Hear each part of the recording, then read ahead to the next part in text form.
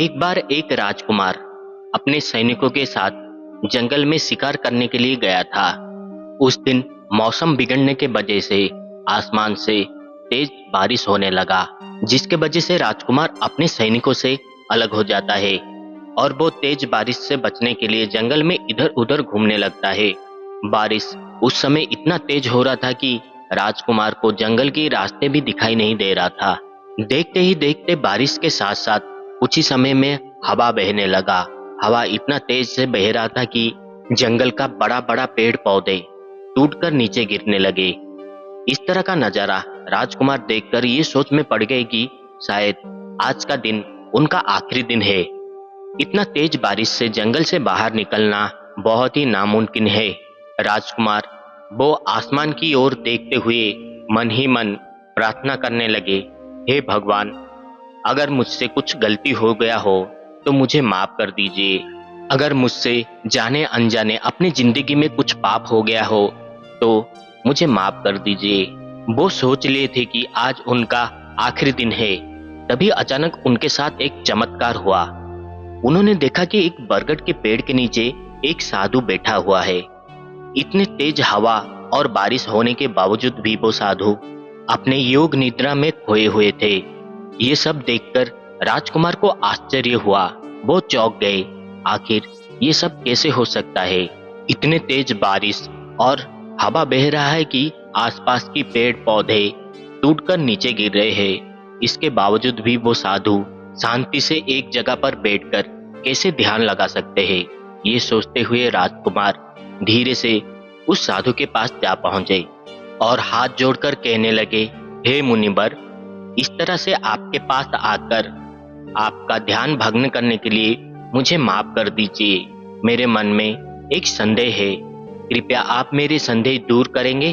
तभी वो साधु अपने ध्यान को भंग करते हुए अपने आंखें खोलकर हल्की सी मुस्कुराहट देते हुए कहने लगे, हे राजकुमार, आप हमारे राज्य का राजा बनने वाले हैं। आप हमें आदेश दीजिए। आपका जो भी संदेह हो हम अवश्य उसको दूर करेंगे। तभी वो राजकुमार कहने लगा, हे मुनिवर, जंगल में तेज बारिश और हवा बहने की वजह से जंगल में हाहाकार मचा हुआ है। जंगल का सारा पेड़ पौधे टूटकर नीचे गिर रहा है। मुझे तो लग रहा था कि आज मेरा आखिर दिन है। इतना सब कुछ होने के बावजूद भी आप एक जगह पर इतनी शांति से बैठकर कैसे ध्यान लगा सकते हैं? आखिर आप ये सब कैसे कर पाते हैं? तभी वो साधु मुस्कुराते हुए कहने लगा, हे राजकुमार, इंसान अपनी लालच और मोहमाया संसार में डूबा हुआ रहता है, जिसके वजह से जरा सा खतरा उसकी ओर आता हुआ देखकर वो घबरा जाता है, वो भयभीत हो जाता है। ठीक इसी बीच वो ये भूल जाता है कि उसके अंदर जो ताकत है, उसके अंदर जो मनोबल है, वो हर मुसीबत से उसे बाहर निकलने में उसका मदद कर सकता है।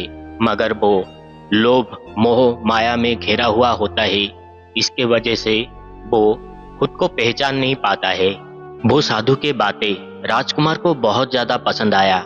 राजकुमार को ये पता नहीं चला कि साधु के साथ बातचीत करते करते समय कब बीत गया। शाम होने को आने वाला था। राजकुमार के सारे सैनिक राजकुमार को ढूंढते हुए उस जगह पर आ पहुंच गए थे। तभी वो साधु राजकुमार को मुस्कुराते हुए कहने लगे, हे राजकुमार, क्या अब भी आपके मन में कोई भय है, कोई संदेह है? तभी राजकुमार अपने अंदर एक अजीब सा बर्ताव देखे। उन्होंने देखा कि बारिश वैसे ही हो रहा था, हवा तेजी से वैसे ही बह रहा था, मगर जो डर पहले उनके अंदर था अब वो डर उनके पास नहीं था। आखिर ये कैसे हो सकता है?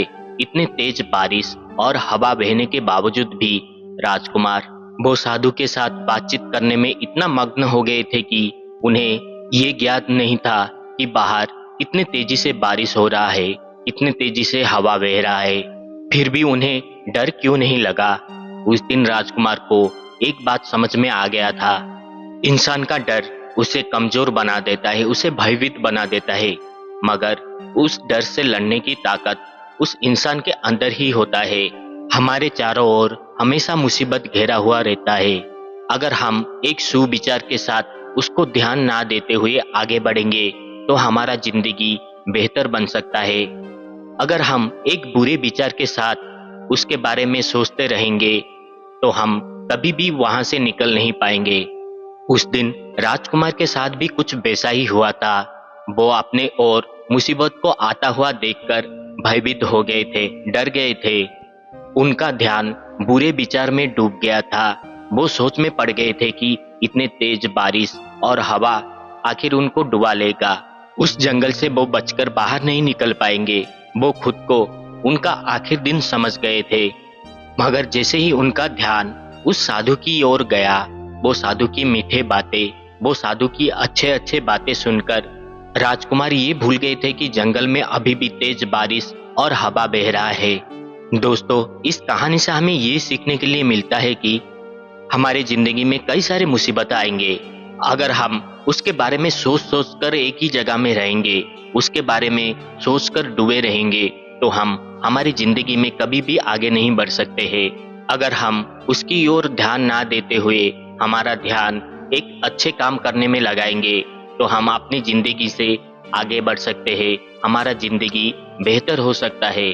दोस्तों, अगर आप लोगों को हमारा ये छोटी सी कहानी पसंद आता है, अगर आप लोगों को ये वीडियो पसंद आता है, तो इस वीडियो को एक लाइक और हो सके तो चैनल को एक प्यारा सा सब्सक्राइब जरूर कर दीजिएगा। Thank you.